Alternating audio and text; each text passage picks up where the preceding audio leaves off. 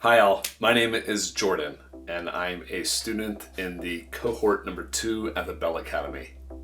I wanted to briefly talk about my experience searching for, applying, and getting a job internationally. Growing up, there was always a large part of me that wanted to move abroad. I consider variety to be the spice of life, and to be able to essentially start a new life in a brand new place was very appealing to me. However, before Bell, I didn't see any clear-cut paths to get there. Prior to joining the Bell program, I was enrolled at University of Colorado Boulder. My plan was to finish my 2 years there and then somehow hope that a company in Europe would magically accept me with no prior professional engineering experience. Fortunately, I had a classmate turn me on to the Bell program.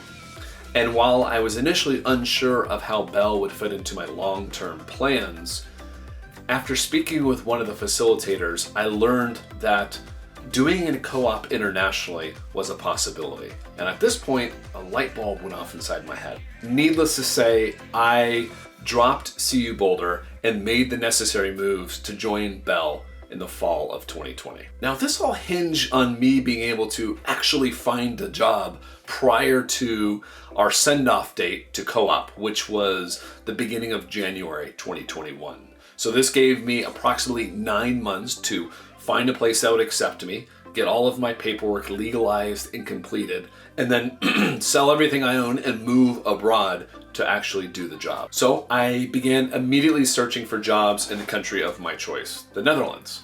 My job strategy is a little bit different than most. I treat the job search itself essentially like a full-time job.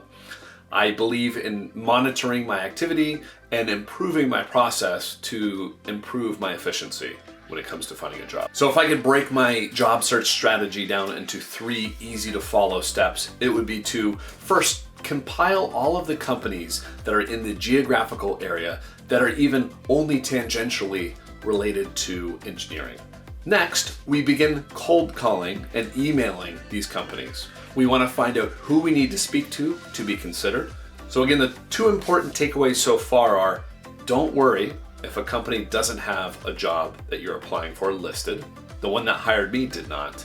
And don't be afraid to actually pick up the phone and call someone. Finally, you'll want to log every single interaction that you have with a company so that you can refer back to them at a later date and be able to pick off where you left off in the conversation previously. This is also a great way to plan your follow-ups, plan the next time that you'll reach out to a company. So in my personal experience, applying for a job during the height of a global pandemic and hiring freeze went about as well as you would expect. Most of the companies that I wrote to or called made it abundantly clear that they were absolutely not hiring anyone.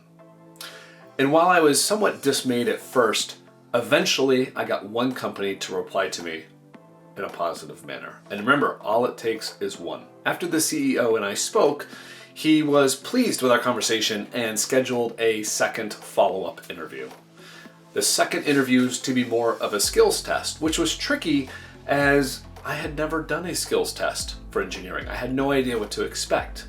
Fortunately, the faculty at the Bell program helped coach me through the process and prepare me for the interview. The details of the interview were not revealed to me prior to the actual interview, so I had no idea what I was going to be skill testing on. However, I think it went rather well, and we soon began waiting for next steps. A few weeks went by, and I hadn't heard from the company. I decided to let them breathe for a little bit and mull things over. As I was sitting in class one morning at the Bell program in Minnesota, I got an email from the CEO titled, "Good news."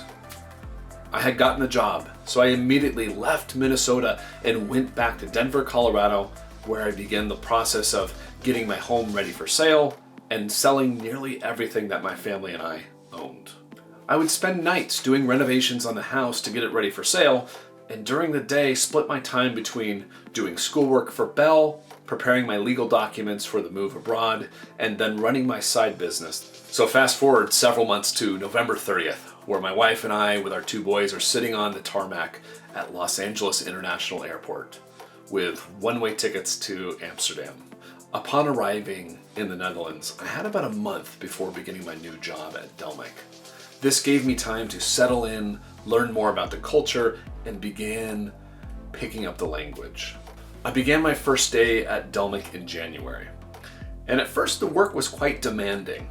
I found myself struggling to recall a lot of what I had learned in SolidWorks, struggling to adapt to the company's new policies on how they handled files internally. But after a while, I settled into a groove and I began enjoying the work and doing quite well. Which brings us to now. Just recently, I saw that the company was looking for a territory sales manager and engineer.